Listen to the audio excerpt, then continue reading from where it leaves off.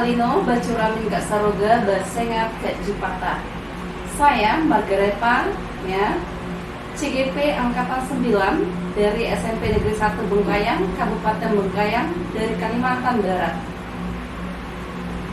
Kali ini saya tidak sendirian, saya akan ditemani oleh Ibu Novi Tanggra ya. Beliau adalah guru IPA dari SMP Negeri 1 Bengkayang. Apa kabar Ibu Novi? Kabar baik, Madam. Ya, syukur. Bagaimana keadaan?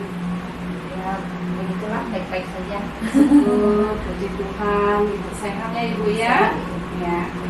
Hari ini kita akan adakan pra-observasi Ibu ya. Sebelum nanti saya akan mengamati jalannya proses pembelajaran yang akan Ibu adakan di dalam kelas, atau sebelum saya akan mengadakan suatu observasi terhadap proses pembelajaran yang akan Ibu lakukan nanti. Adapun tujuan dari adanya supervisi ini adalah untuk meningkatkan kualitasnya. Kualitas yang seperti apa? Kualitas proses pembelajaran antara lain seperti misalnya cara memberi masukan, kemudian kita bimbingan, pengembangan, dan kemampuan kita sebagai seorang guru, sehingga kompetensi kita itu adalah meningkat. Itu Bu kira-kira tujuan yang kita capai dalam observasi nanti. Oke, dan kenapa kita hari ini melakukan pra-observasi adalah sebagai persiapan itu, persiapan awal, yaitu untuk Ibu persiapkan dalam kegiatan pembelajaran agar Ibu lebih siap dan lebih percaya diri sehingga Ibu dapat memberikan pembelajaran yang terbaik untuk murid-murid kita. Ya. Ada beberapa pertanyaan yang akan saya sampaikan atau saya ajukan dengan Ibu nanti ya, terkait dengan tujuan pembelajaran itu sendiri yang akan Ibu sampaikan di dalam proses kegiatan pembelajaran ya. Ibu kebetulan Ibu adalah guru IPA ya. Oke, kira-kira ya, ini pertanyaan pertama saya ya, kira-kira apa tujuan pembelajaran yang ingin Ibu capai dalam observasi nanti? Baik, Madam. Untuk nanti di observasi saya akan membawakan materi tentang kewarisan sifat. Maka tujuan pembelajaran yang nantinya ingin saya capai untuk peserta didik kita adalah saya ingin anak-anak nantinya memahami konsep dari hukum kewarisan sifat itu sendiri yang dikemukakan oleh Mendel secara tepat dan benar, sehingga anak-anak mampu menguasai tentang konsep kewarisan sifat ini pada manusia. Oke, baik Ibu. Tujuan yang Ibu capai adalah untuk ini adalah mampu anak-anak itu mampu memahami konsep hukum pewarisan sifat pada diri manusia itu sendiri ya Ibu Novi ya. Oke, baik.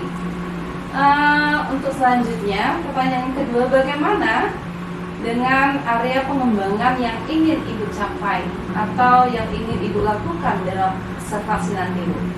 Ya, baik. Ada dua area pengembangan yang ingin saya capai, yaitu pada segi pengetahuan dan segi keterampilan anak.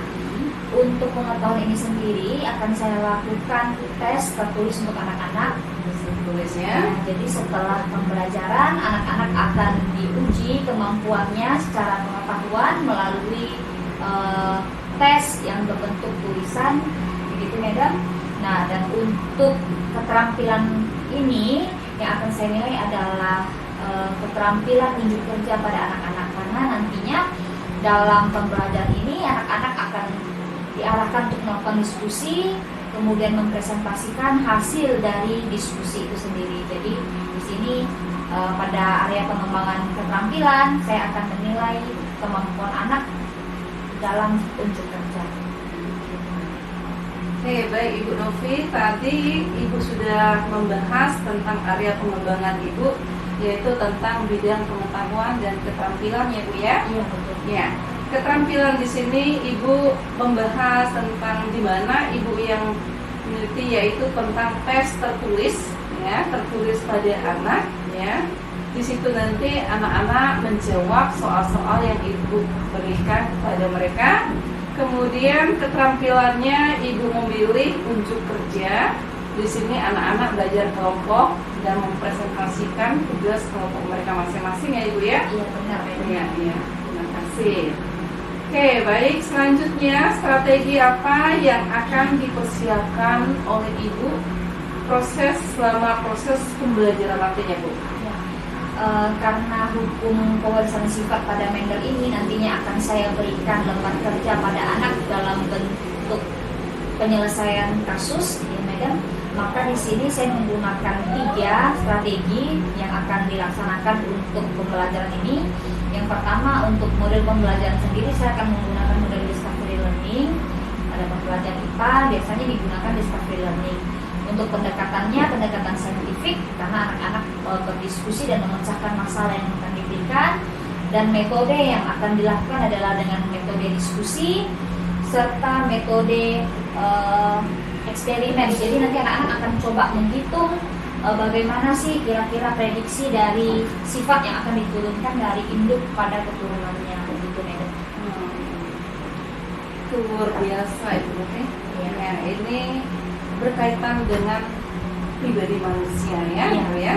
Oke, tadi ibu sudah menjelaskan bahwa ibu akan menggunakan strategi, ya, 3 strategi pembelajaran. Ya, di situ adalah discovery learning. Kemudian pendekatan yang digunakan adalah saintifik, kemudian dengan metode diskusi atau eksperimen.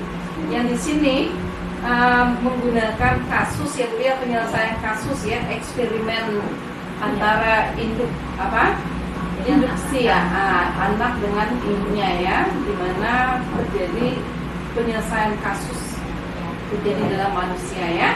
Oke, baik. Selanjutnya, bagaimana media pembelajaran yang akan ibu gunakan di dalam kelas nanti, Bu?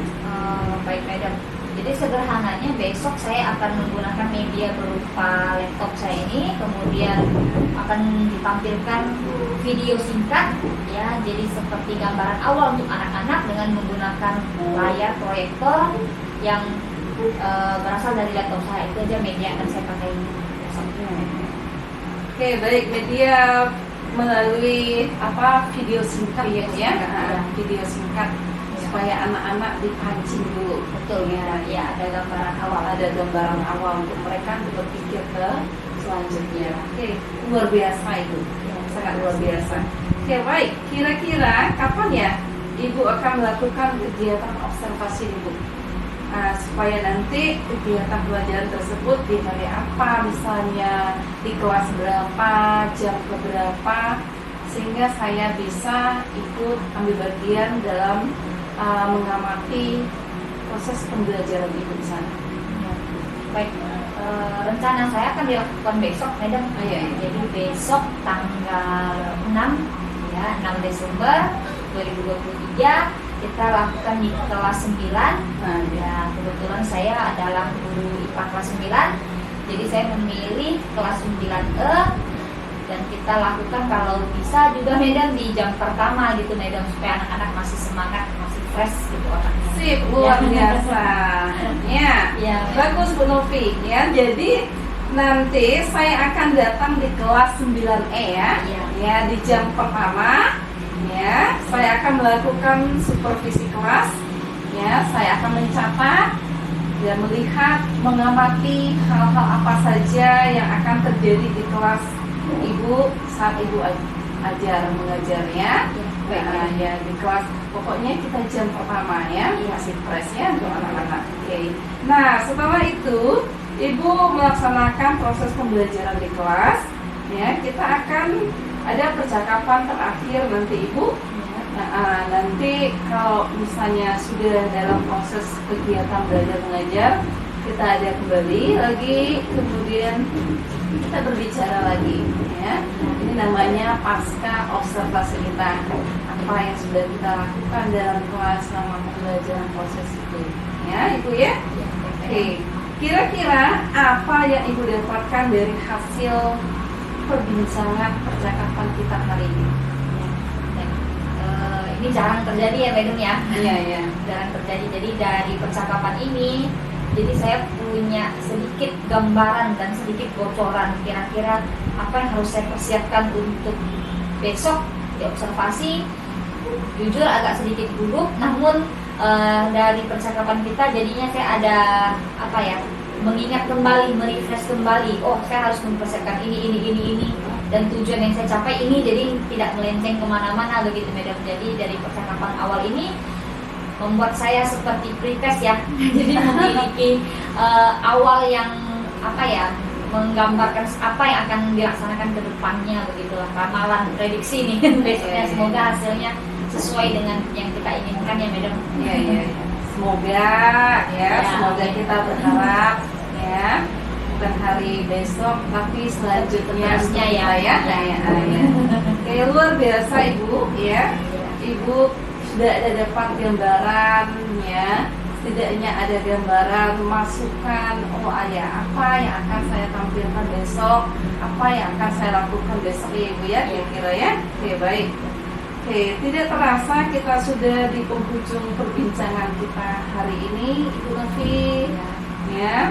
Terima kasih karena Ibu telah bersedia ikut berbincang-bincang dengan saya ya. Setidaknya saya jadi ada gambaran, kita juga sama-sama ada gambaran untuk kegiatan proses pembelajaran kita nanti.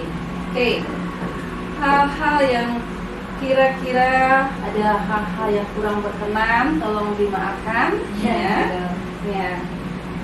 Terima kasih banyak. Terima kasih juga ya Madam. Oke, baik.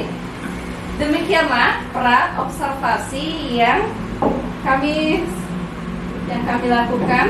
Semoga bermanfaat bagi kita semua untuk tahap supervisi besoknya. Adil Katalino, Bacurami Kak Saruga, Basengat Kak Jabatan. Katalino, Bacurami Kak Saruga, Basengat Kak Jabatan. Selamat pagi, saya Margareta SPD, CGP Angkatan 9 dari SMP Negeri 1 Bengkayang akan mensupervisi Ibu Noviana Tanugrah, guru IPA dari SMP Negeri 1 Bengkayang.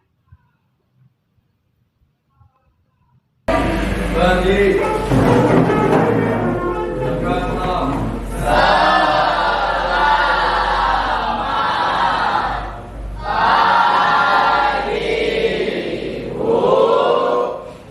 Selamat pagi anak-anak. Untuk memulai pelajaran pada hari ini seperti biasa kita berdoa dulu ya. Silakan satu orang memimpin doa.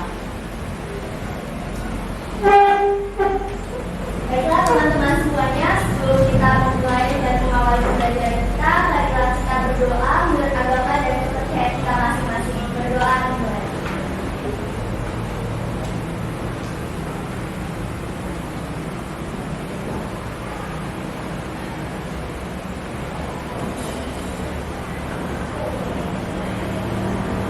Berdoa selesai. Oke. Gimana kabar anak-anak hari ini? Tapi kok kayaknya masih lesu. Hari ini ada yang tidak masuk? Berapa orang ya? 1, 2, 3. 3 orang. 4 ya? Ya, oke. Tidak apa-apa. Mungkin lagi sakit temannya atau lagi ada izin di luar. Kita maklumi ya teman anak-anak ya. Nah, pagi hari ini sebelum kita memulai pelajaran, Ibu mau tahu dulu perasaan kalian pagi ini ya. Jadi Ibu ada bagikan tadi selembar kertas ini HPS ya. Nah, kalian tolong siapkan pensil atau pulpen boleh. Nanti di kertas ini anak-anak gambarkan emoticon. Kok emoticon? Iya. Gambaran emoticon dari perasaan yang kalian rasakan hari ini ya. Sebelum kita memulai pelajaran, saya mau tahu dulu hari ini apa sih perasaan kamu. Kamu boleh gambar dengan ekspresi apa saja di kertas gambar itu. Ibu kasih waktu sebentar 3 menit saja. Besar-besar ya gambarnya ya. Selamat pagi.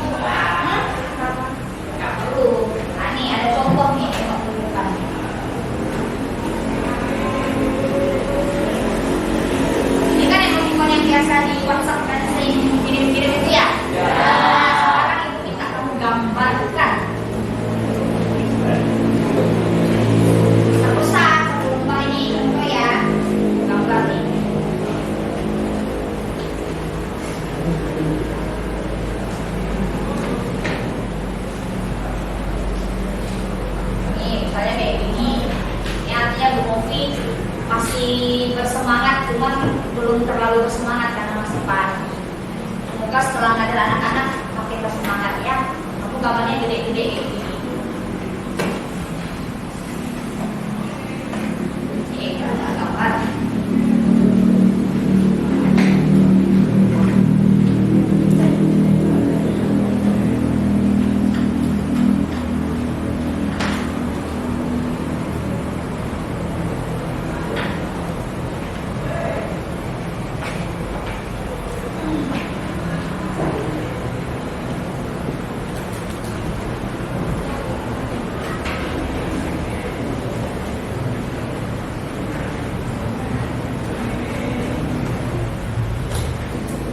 Perasaan saya hari ini apa ya?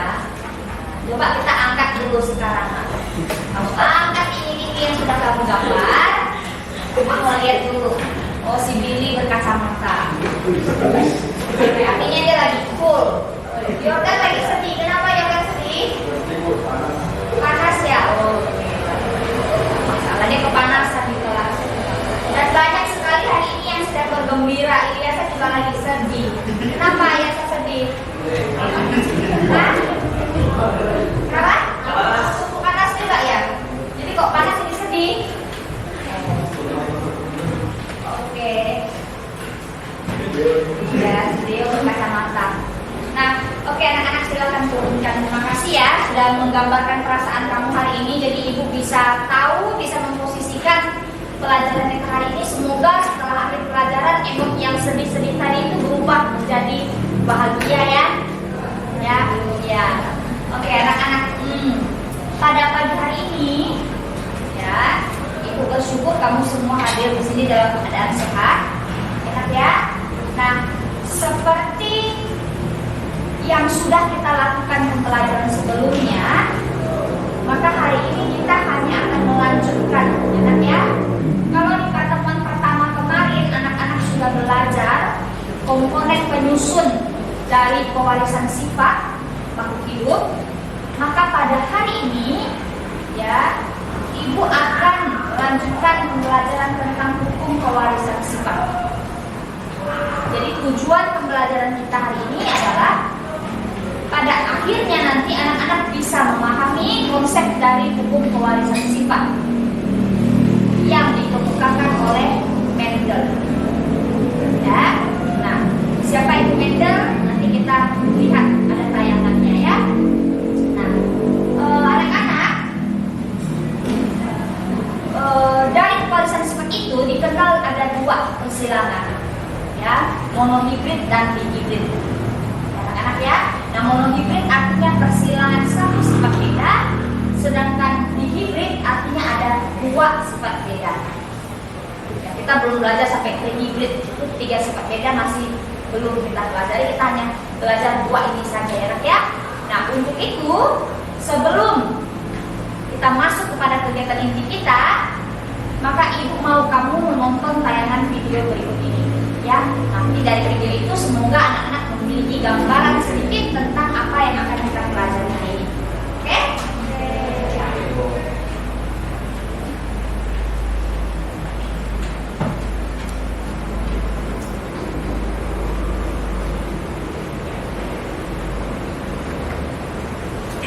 Coba deh lihat kucing berkaki pendek yang imut ini. Tahu nggak? Kalau seekor kucing betina dan seekor kucing jantan dari ras yang sama ini kawin, kemungkinan besar anak mereka nggak akan selamat. Hal ini karena gen pembawa sifat kaki pendek mereka ternyata sifatnya mematikan jika bertemu dengan gen yang sama dari induk lainnya. Terus gimana cara menghindarinya?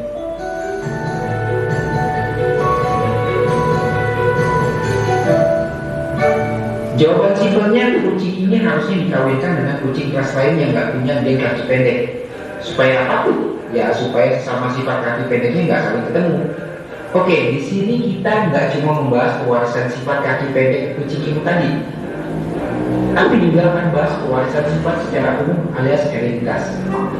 Tapi sebelum itu, kalian harus tahu dulu arti dari beberapa istilah yang akan sering disebutin di video ini.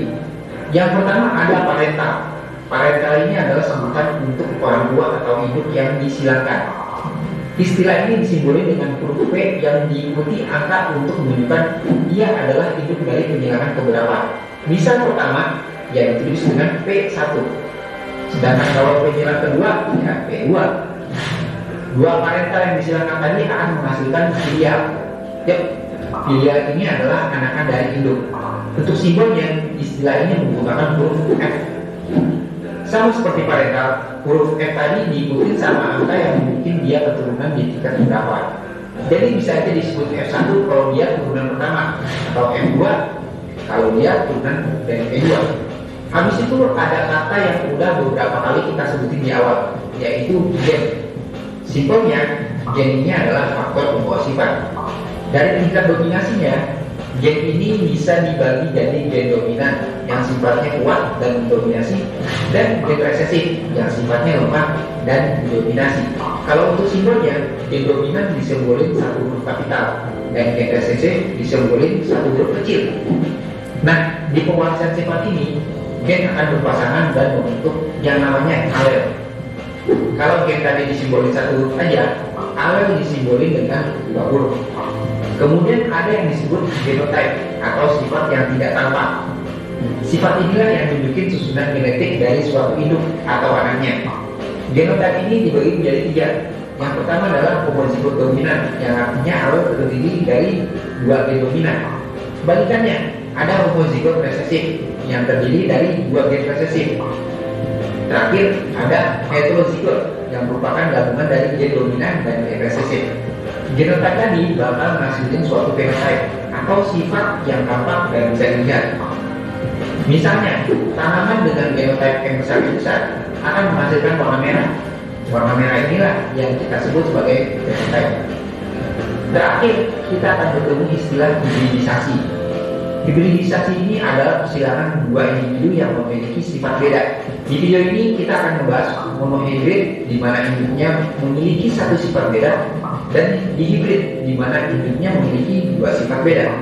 Oke, sekarang kita akan mulai mendalami pewarisan sifat. Kalau ngomongin pewarisan sifat, nggak bisa lepas dari jasa Bapak genetika ini.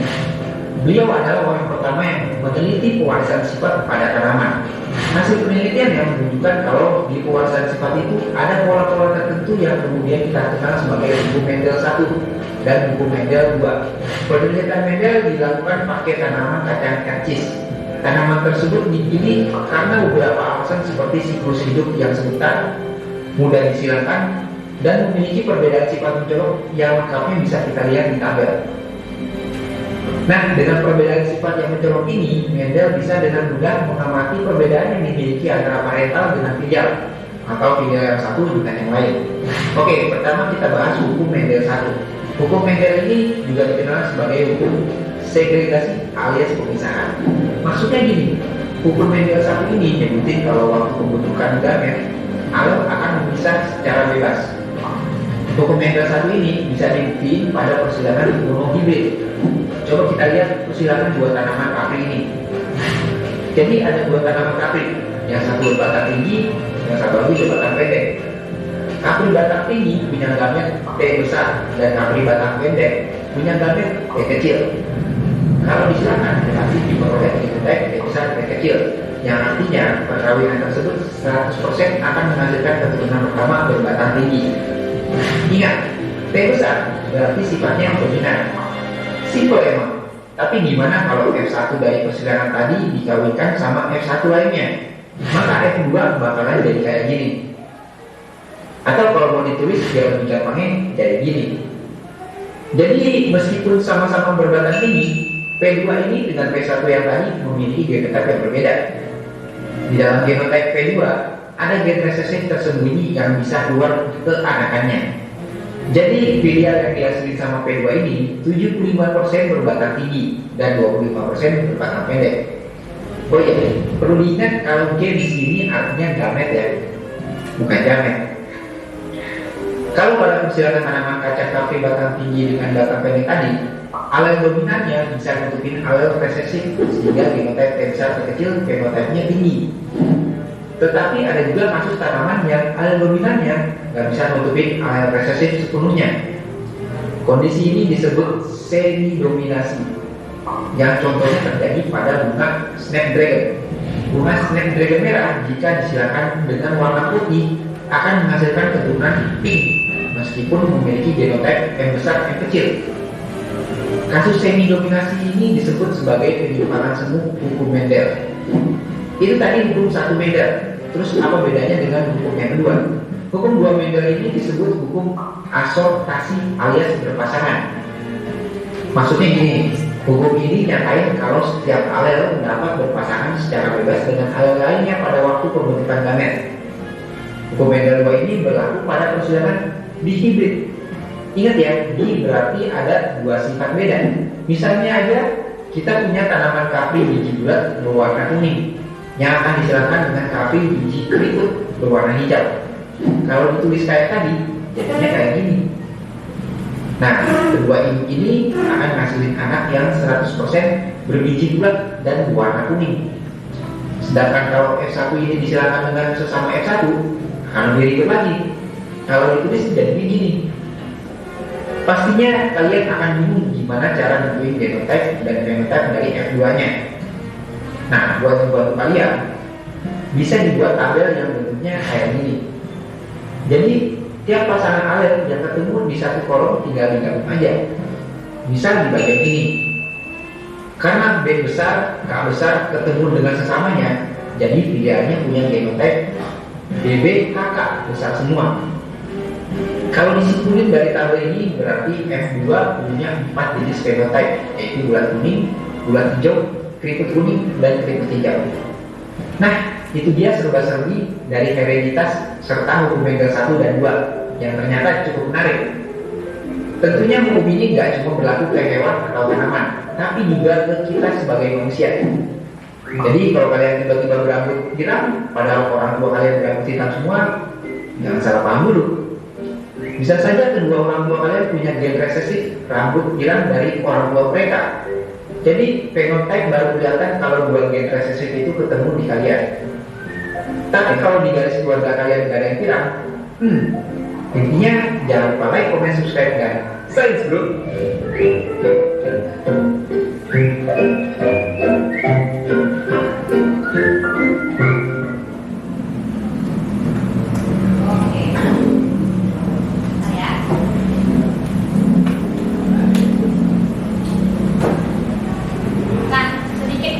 Dari Abang Ganteng tadi ya, paham nggak anak-anak? Sedikit paham, pasti ada yang membingungkan ya. Nah, di akhir agak nggak enak kan? Kalau kita misalnya kita nih anak ya, kamu anak kan? Saya juga anak. Orang tua kita berambut lurus, tapi kamu keriting. Jangan curiga dulu, karena mungkin saja ada gen resesif atau gen pembawa yang diturunkan pada kamu ya. Nah, simpelnya begini. Kan ya.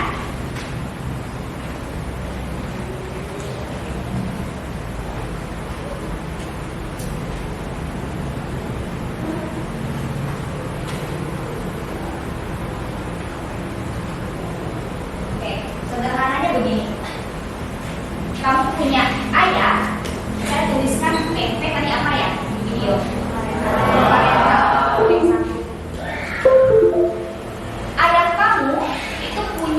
Yang namanya gen berambut lurus. Lurus kita simbolkan dengan C kecil. Ya, tapi ibu, kebetulan ibunya ini punya gen rambut keriting. Karena keriting itu dominan, jadi sifat yang menonjol itu namanya sifat yang dominan. Ya, maka diberi kode untuk gametnya C besar, C besar. Nanti akan disilakan. Ya, nah dari ini kita tentukan dulu gametnya ini C besar, C kecil, ini C besar. Baru akan didapatlah F1 atau filial 1, anakan pertama, turunan pertama. Tadi bisa dihitung dengan cara persilangan ya. Jadi kita tinggal tuliskan ini ya. Yang ini akan disilangkan dengan sesamanya, kemudian juga sama perlakuannya. Yang ini juga sama, ini juga sama. Sehingga nanti hasilnya semua adalah enggak 100% ini. Maka ini adalah genotype.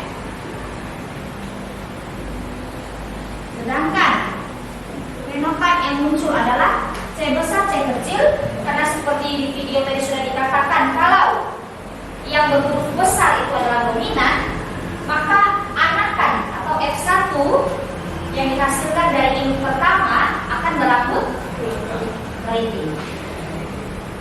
Namun ada tadi namanya semi dominansi, ada perhatikan nggak?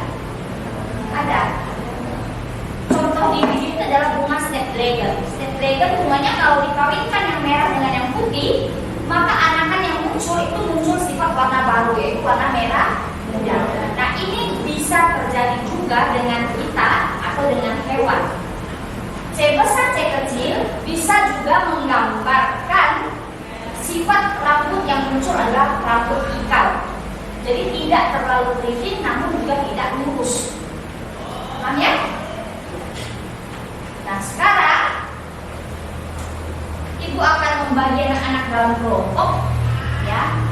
Silakan duduk bersama kelompokmu. Semalam sudah saya bagi ya, ya. Nah, silakan sekarang kamu duduk bersama kelompok dan anak-anak harus mengerjakan ini ya.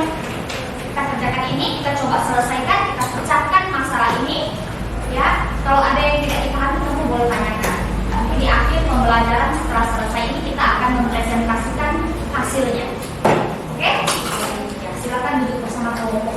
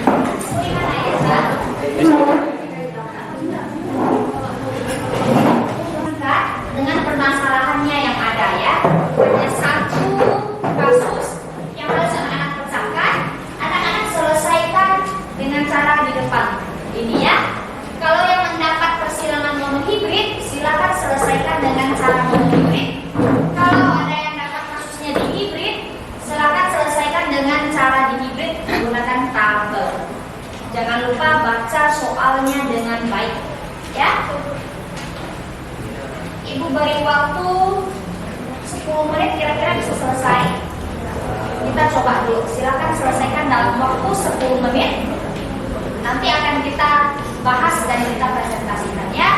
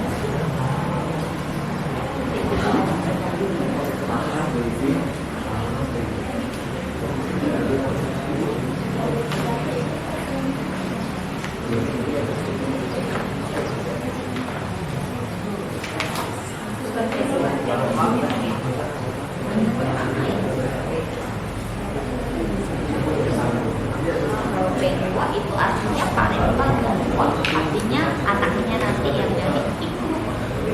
Paham nggak? Ibu menikah dengan pasangan punya anak, nanti anak itu menikah lagi induk. Nah, di induk yang sama, ini ada jabatan B1. Dalam istilah perkawinan induknya dua, bukan B1.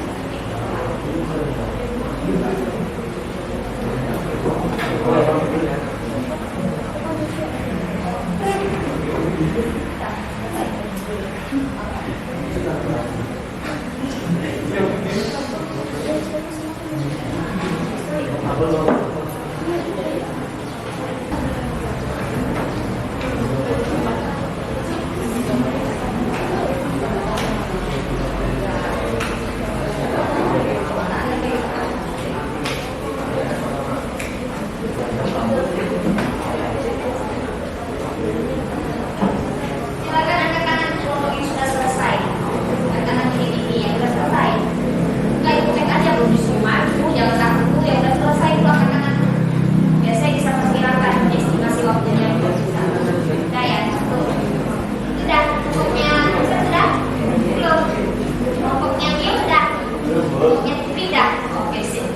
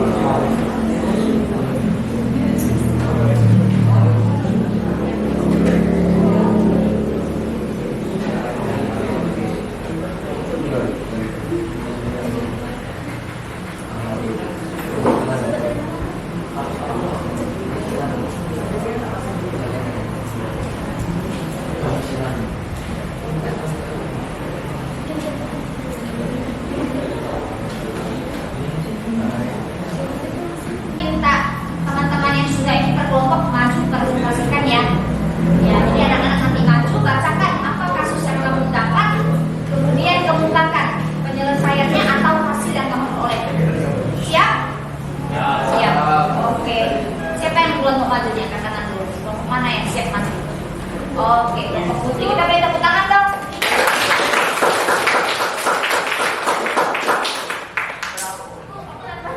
Berapa? Ya.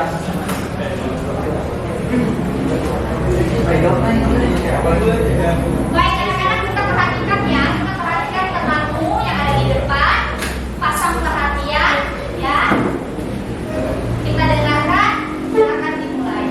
Selamat pagi teman-teman semuanya. Kenalkan kami dari kelompok 2 akan menjawab dari persidangan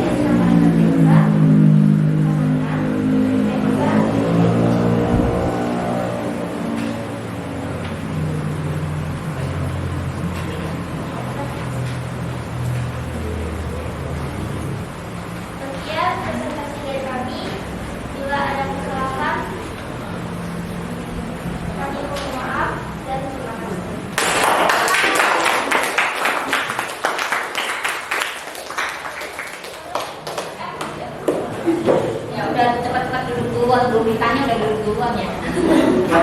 Anak-anak paham ya? Yang diselesaikan oleh kelompok 2 ini adalah untuk contoh kasus persilangan monohibrid. Apa itu monohibrid?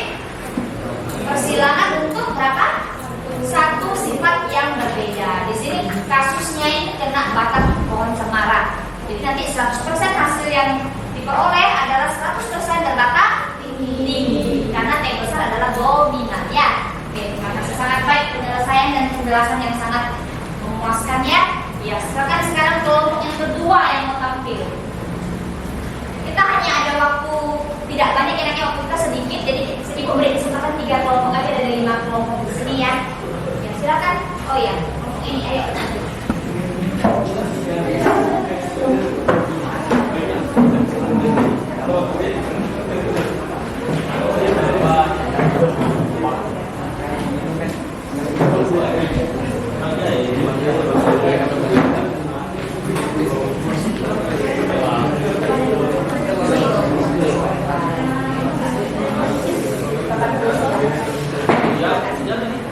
Oke, baiklah anak-anak yang baik, coba perhatikan dulu ya. Ya, kita perhatikan kelompok yang kedua ini akan mempresentasikan hasil dari diskusi mereka ya. Oke, waktu dan tempat dipersilakan. Selamat pagi teman-teman. Pada pagi hari ini kami akan mempresentasikan hasil kerja kelompok kami yang bermateri tentang pewarisan sifat. Sebelum itu, izinkan kami perkenalkan diri terlebih dahulu. Nama saya Hafiz Anusra Pratama Tabutan. Nama saya Audrey Fenzia. Saya Anna Salina. Baiklah, mari kita mulai presentasinya.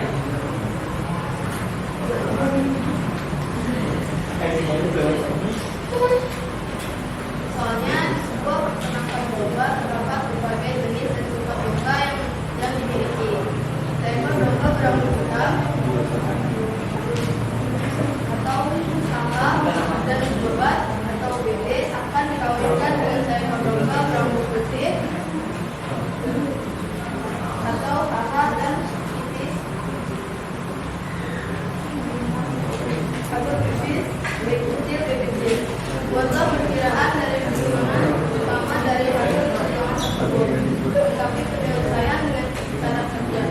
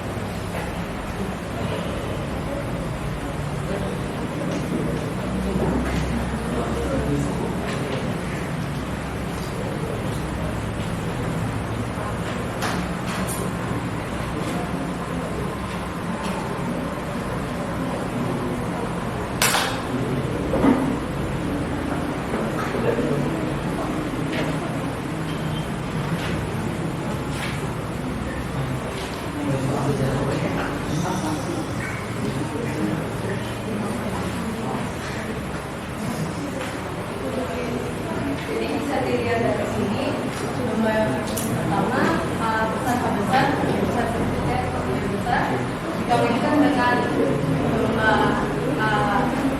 kecil, kecil. Kemudian dombanya diubah menjadi besar, kecil, besar. Kemudian mereka dikawinkan besar dengan kecil, lebih besar dengan lebih kecil.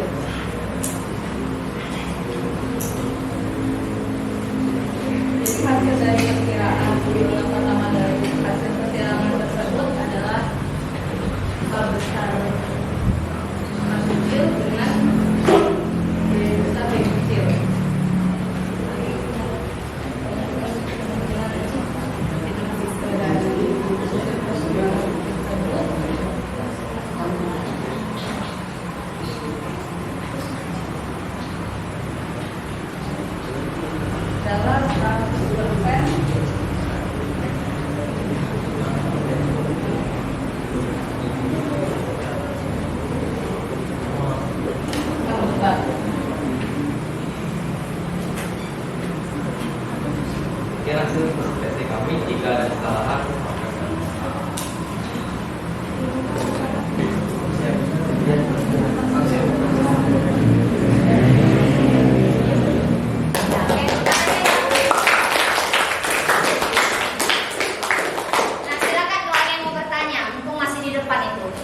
Ada pertanyaan?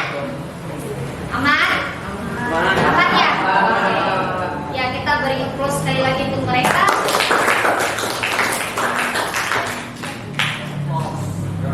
Ya. Ya, kenapa itu? Oh iya, siap. Bentar ya. Nah, untuk yang kelompok kedua ini kita bisa lihat kenapa ada dua huruf, ada H dan ada B. Karena untuk kasus yang ditemukan oleh kelompok ini adalah kasus untuk persilangan dihibrid atau dua sifat beda. Dimana di sini kasusnya pada domba ya. Iya, domba berambut hitam berbulu lebat dengan domba berambut putih dan tipis. Maka hasil dari persilangan itu anaknya 100% tetap hitam lebat karena hitam lebat yang mendominasi. Oke, nah sekarang kita saksikan penampilan dari kelompok ketiga atau kelompok terakhir kita pada kesempatan ini ya. Silakan dari Ego dan Kak Nana dan semangat yang maju.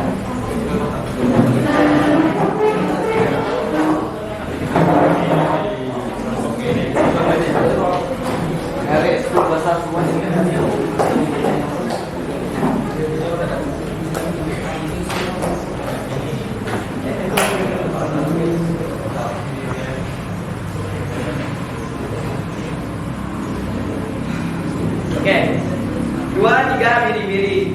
Hai semuanya, selamat pagi. Baiklah, pada kesempatan kali ini kami akan mempresentasikan hasil diskusi dari kelompok kami yang tentang hukum mandil yang kedua. Oke, sebelum itu, izinkan kami untuk memperkenalkan diri kami terlebih dahulu. Nama saya Adi Ramani. Saya Misalnya Raya. Saya Aurika Tanamrito. Saya Stefania Amelia. Oke, mari kita mulai. Saya akan mengajarkan soal. Persilangan adalah hubungan salah satu harus dan lurus, besar yang besar, lebih besar lebih besar. Dengan alat berbahasa dan berikut, kecil dan kecil, akan menghasilkan ukuran utama. Satu berupa salah berbuah manis dan lurus dengan diagram yang besar dan kecil lebih besar. Apabila hasil ekspresi melakukan sebuah jalan salahnya, maka bagaimanakah hasil dari hubungan yang ada dua? Maka rasio untuk hasil dua kita akan masuk ke dalam pembelajaran yang akan dilakukan oleh seperti ini.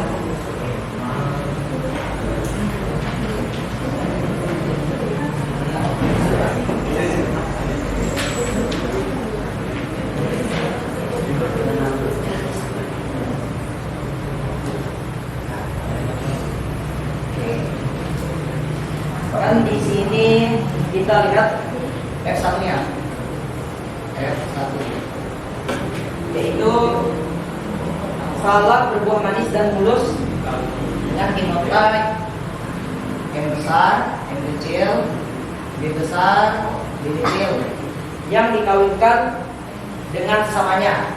Berarti M besar, M kecil, B besar, B kecil.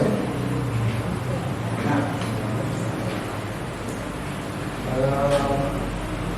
kita lihat di sini gametnya. Nah, gametnya di sini M besar, B besar. Berarti ini M besar, B besar. Lalu M besar, B kecil. M besar, B kecil. Kemudian M kecil, B besar. M kecil, B besar. M kecil, B kecil, B kecil, B kecil. Dikawinkan dengan sesamanya.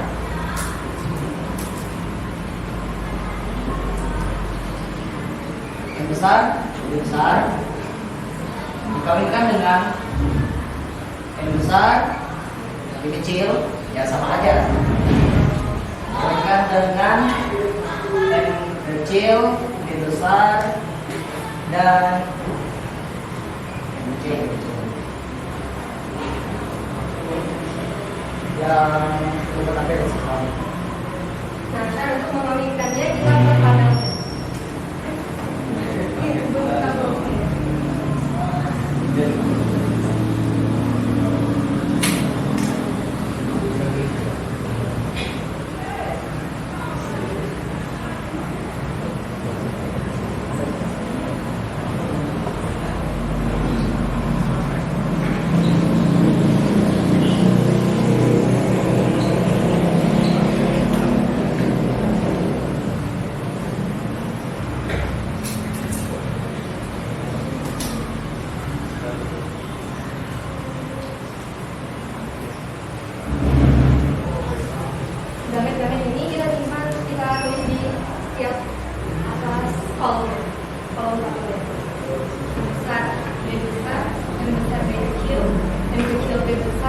dan M kecil B kecil. Nah, di sini juga sama. M besar B besar, M besar B kecil, M kecil B besar, dan M kecil B kecil. Oke, saya akan mengisi tabel-tabel kosong yang ada di sini. Yang pertama, kita menyalakan M besar, B besar, dan M besar, B besar. Di mana ini. Dan yang kedua, M besar, B besar, dan M besar, B kecil.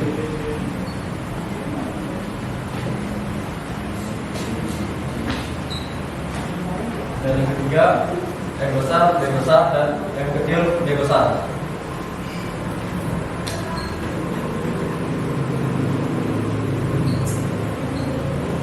Dan yang keempat, M besar, B besar, M kecil, B kecil.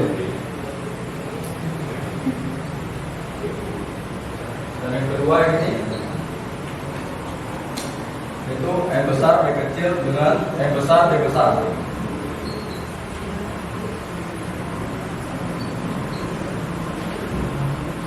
Yang kedua, M besar, B besar, B kecil dengan M besar, B kecil.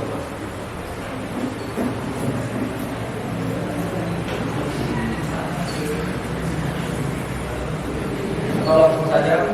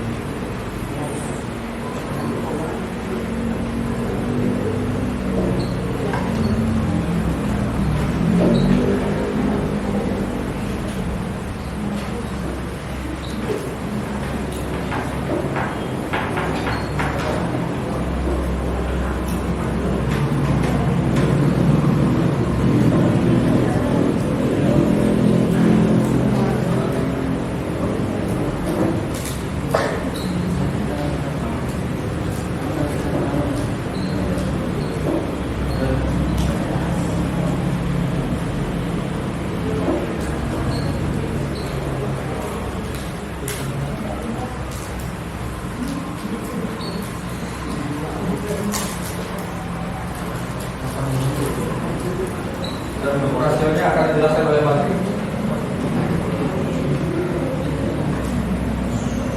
Dari tabel tersebut kita dapat melihat rasionya buah salak manis mulus banding buah salak manis krispet banding buah salak asam mulus dan banding buah salak asam krispet dengan perbandingan 9 banding 3 banding 1.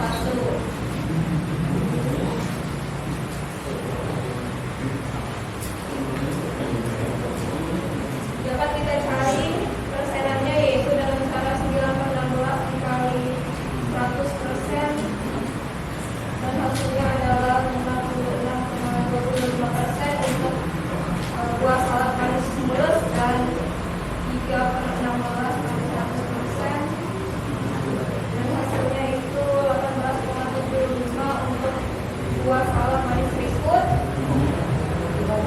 3/16 kali 100% dengan 18,75% hasil dari buah salak asam mulus dan 1/16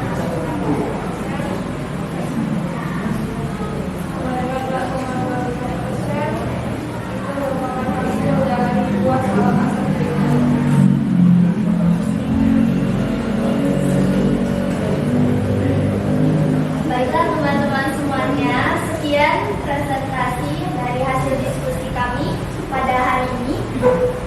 Saya ingin sedikit pantun untuk penutup. Ibu Novi sedang bernyanyi. Atas perhatian dan waktunya kami ucapkan terima kasih kembali.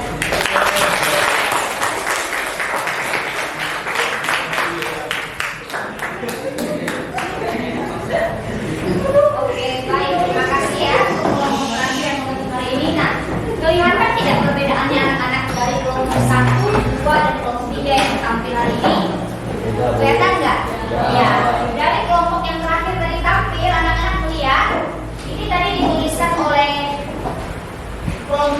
Yang terakhir, si Eger ini tulisnya F1 ya nak ya. Boleh, kenapa? Karena ini adalah hasil dari atau anakan pertama dari induknya.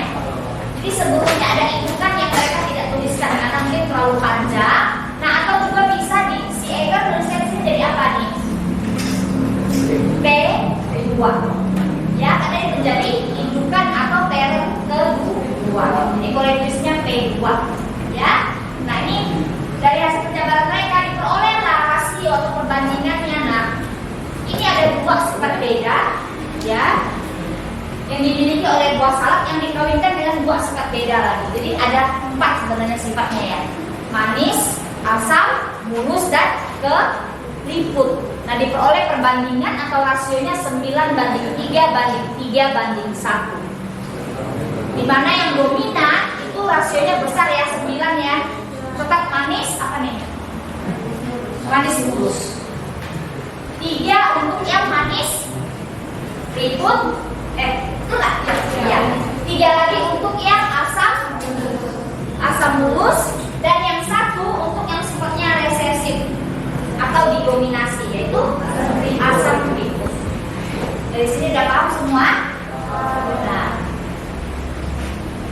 dari presentasi kalian sebenarnya sudah selesai pembelajaran kali ini anak-anak ya. Nah, coba kita refleksikan lagi kembali ya, dari awal pembelajaran tadi sampai pada selesai presentasi, apa yang bisa kita peroleh dari pelajaran ini? Ayo, ada yang mau berkomentar? Merefleksikan apa sih yang kamu peroleh dari pelajaran hari ini? Ada yang ingin berkata-kata? Atau ibu pancing-pancing sedikit deh. Hari ini anak-anak kita belajar tentang apa sih? Tentang hukum pewarisan sifat. Hukum pewarisan sifat dikemukakan oleh siapa ya? Oleh Bapak Gregorius Mendel. Ada berapa pewarisan sifat yang anak-anak peroleh dari hasil pembelajaran kita? Ada 2. Silakan yang mau mengungkapkan 2 itu apa saja? Monohibrid dan hibrid. Nanti lain kali kalau jawab angkat tangan dulu ya, jadi nggak keroyokan ya. Ibunya 1 dikoyak ramai-ramai ya. Ada monohibrid dan dihibrid. Nah, dari monohibrid dan dihibrid ini bisa kita perkirakan, enak ya. Kita perkirakan, jadi bukan ilmu yang mutlak dan pasti, tapi kita bisa kira-kira hasil anak yang diperoleh dari induk yang seperti ini loh, yang disilangkan dengan induk seperti ini loh. Nah, di sini kita masih mencontohkan antara tumbuhan dan hewan. Tapi ke depannya, Ibu harap kamu bisa memberikan apa ya? Bisa punya gambaran, ya. Kira-kira ada gambaran kalau kamu melihat individu atau manusia, kok dia bisa begini ya? Kok rambutnya begini ya? Matanya begini? Kamu tidak lagi bertanya-tanya dan penasaran dari mana asalnya. Tapi anak-anak sudah paham kalau ada terjadi proses persilangan atau perkawinan ya yang ada pada diri individu itu.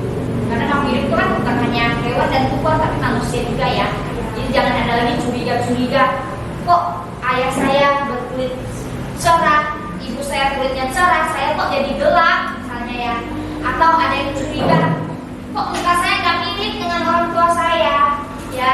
Tidak ada lagi yang begitu karena kita sudah mempelajari ini bahwa sifat pada makhluk hidup, pada individu itu beragam, banyak.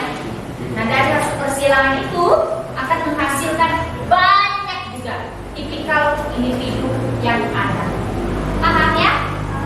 Nah, untuk tugas anak-anak berikutnya, silakan anak-anak baca bukumu dan pelajari. Kemudian kita selesaikan latihan yang ada di minggu depan, kita bahas. Oke?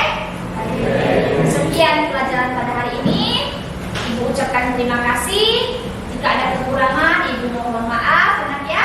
Nah, kita akhiri dengan doa. Karena kita buka dengan doa, kita akhiri dengan doa. Silakan hadir doa.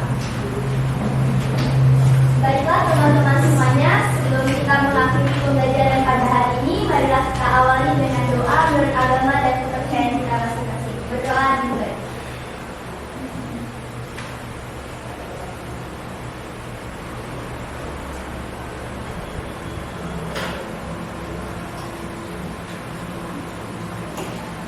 Berdoa selesai. Terima kasih lagi. Sama.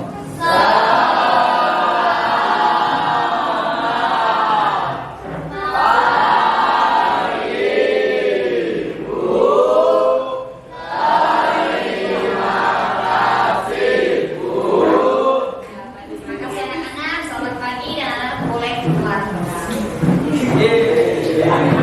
Demikianlah proses pembelajaran dari mata pelajaran IPA yang disampaikan oleh Ibu Noviana Pandra. Terima kasih. Adil Kasalino, Bacurani Kasaroga, Basengat Jubata.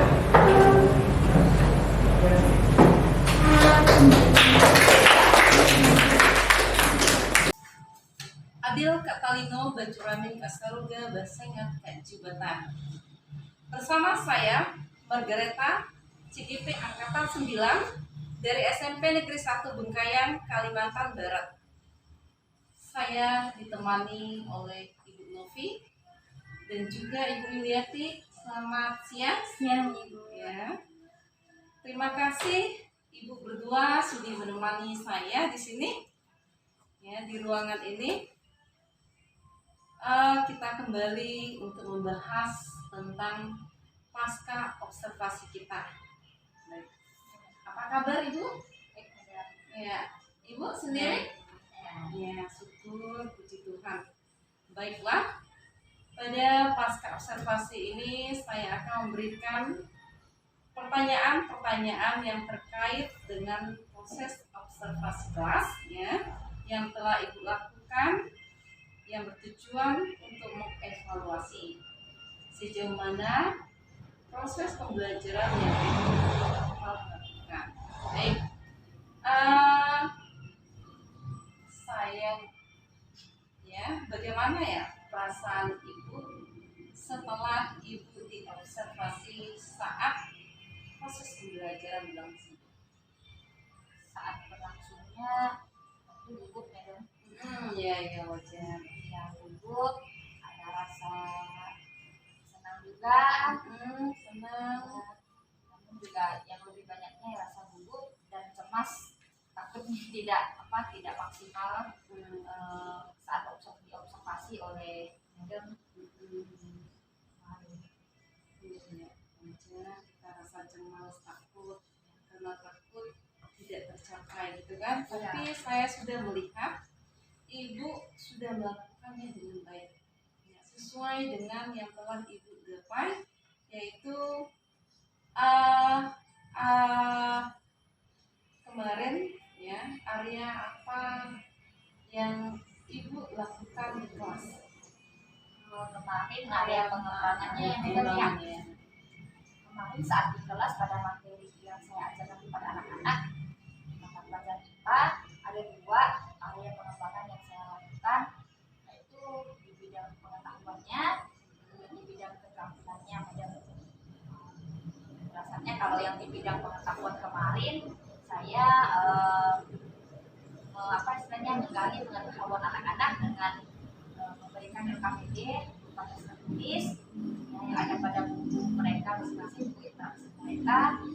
Kemudian di bidang keterampilannya ada kegiatan berupa diskusi dan presentasi kelompok yang masing-masing itu dinilai keterampilan anak-anak dalam menyajikan dan berkomunikasi antar sesamanya di dalam kelompok. Ya, baik. Terima kasih Ibu.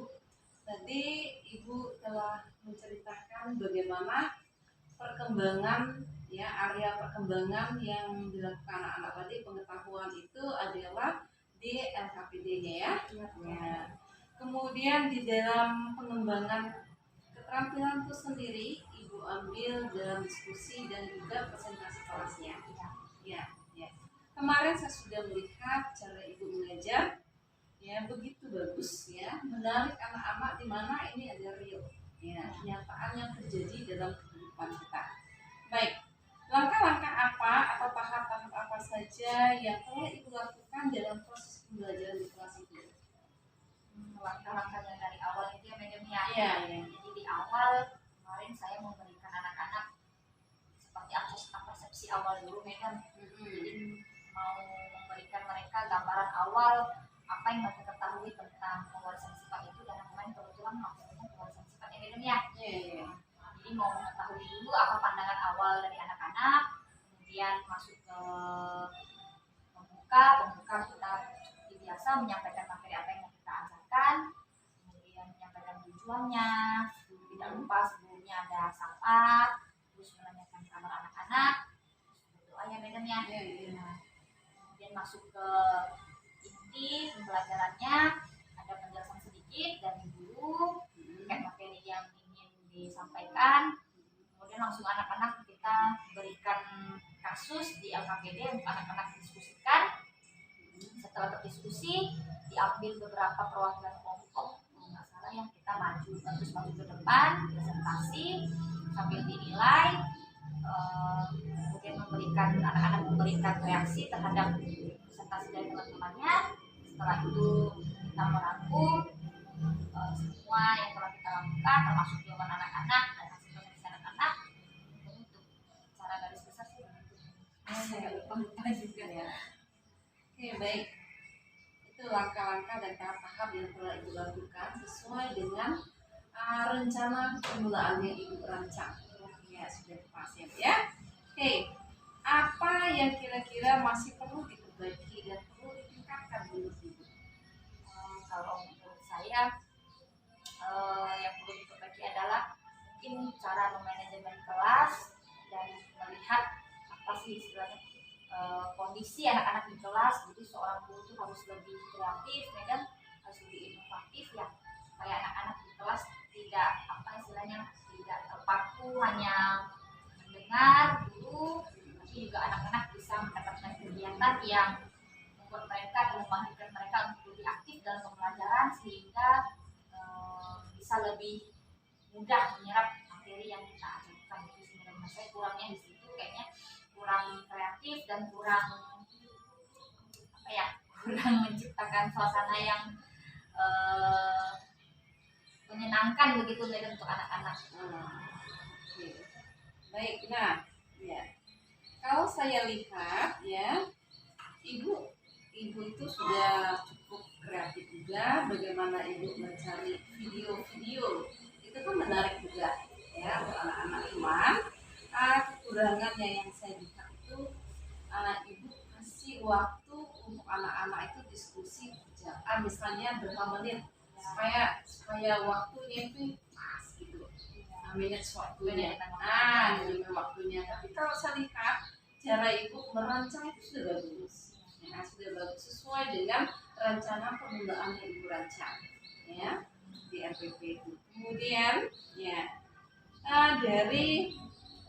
namun demikian ya, semua yang sudah kita lihat itu cukup baik ya, semuanya terencana seperti yang ditingkatkan rujukan kita kemarin ya.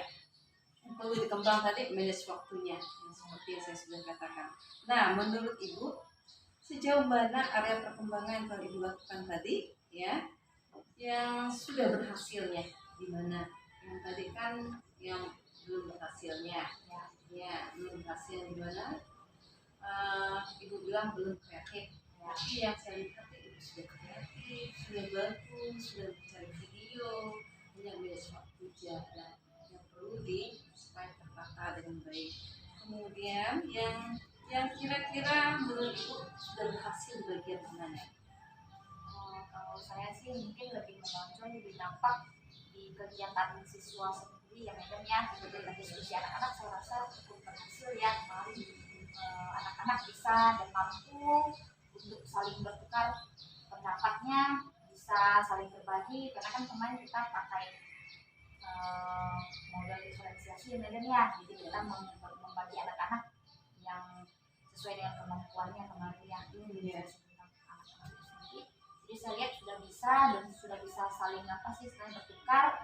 Kemudian ada usaha yang lebih dari anak-anak untuk mau tampil lebih ya, nampak juga dari presentasi anak-anak kemarin yang mereka jelaskan. Dan kan kemarin ada perhitungan seperti itu Madam. Anak-anak walaupun salah, walaupun tidak terlalu tepat, tapi mau maju dulu. Nah, itu saya udah pasti menurut saya berhasil di situ karena anak-anak udah mau istilahnya mau belajar bersama, mau berdiskusi bersama itu ya, dan percaya diri gitu. Kebetulan materi ini juga lumayan sulit sebenarnya di materi kelas 9 IPA, cuman karena kemarin permulaan di awal itu sudah cukup paham kok nilai anak medannya, tidak terlalu banyak juga yang kita sampaikan, cuman anak sudah mulai paham di awal gambaran awalnya seperti apa tentang materi ini.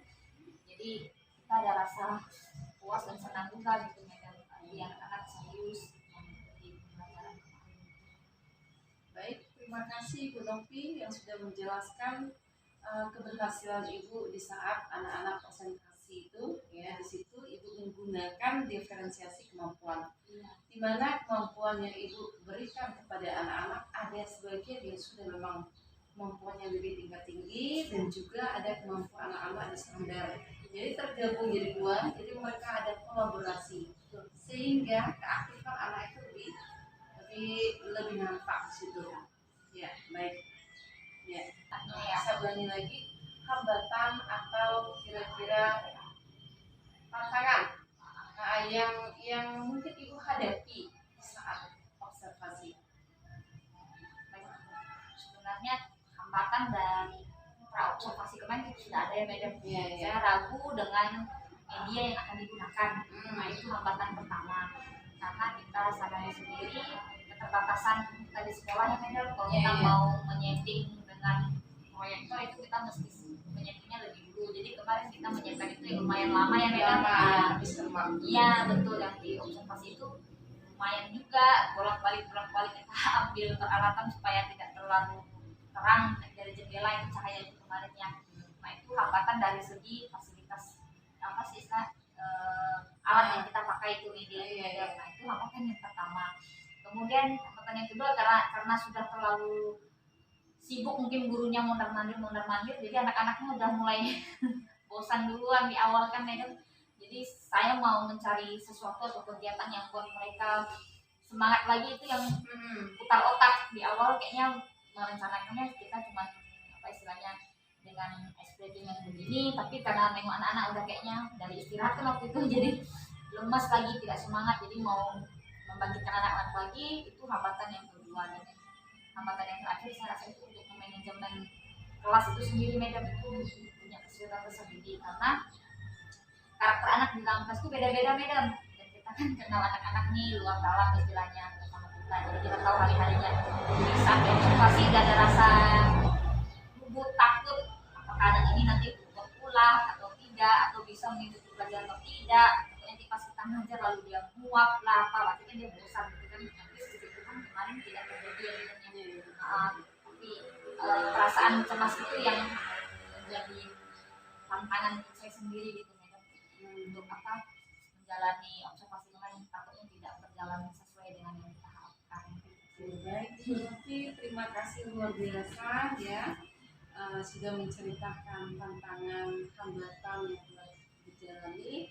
Semoga hambatan ini ya kita sama-sama satu tim ya menghilangkan dari hambatan terutama dari prasarana, yang fasilitas ya, medianya yang kita gunakan itu juga, sehingga memilih waktu dari mundur. Oke, baik.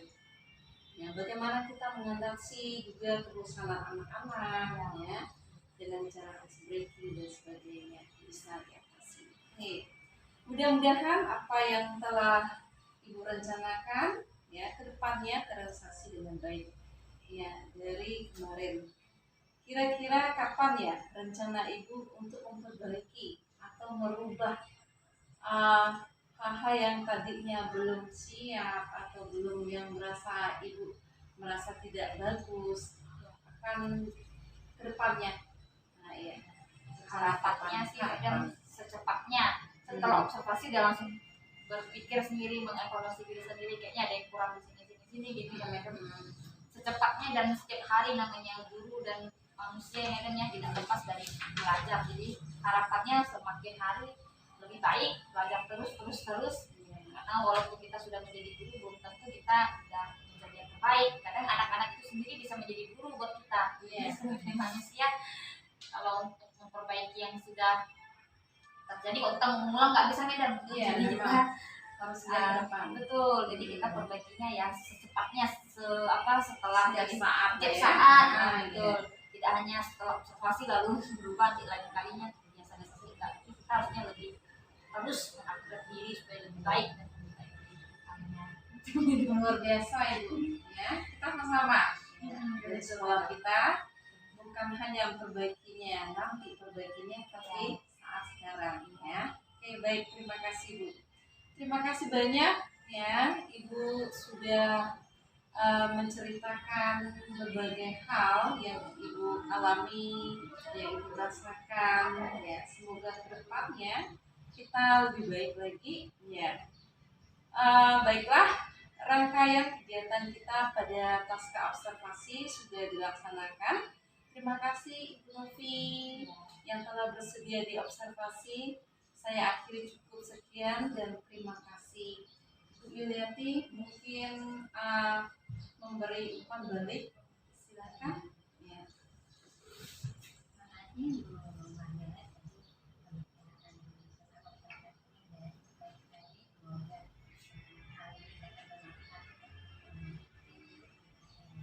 Ya. Baiklah, sekian video dari pasca observasi saya Margareta SPD. Adil Katalino, Bacurami Kak Saruga, Basengat